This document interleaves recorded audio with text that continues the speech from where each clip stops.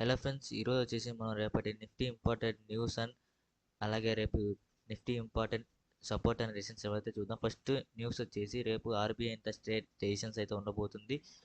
పొద్దున 10 AM అయితే ఉంటుంది, 10 గంటలకి ఆఫ్టర్ ఓపెన్ మార్కెట్ ఫ్రైడేనా.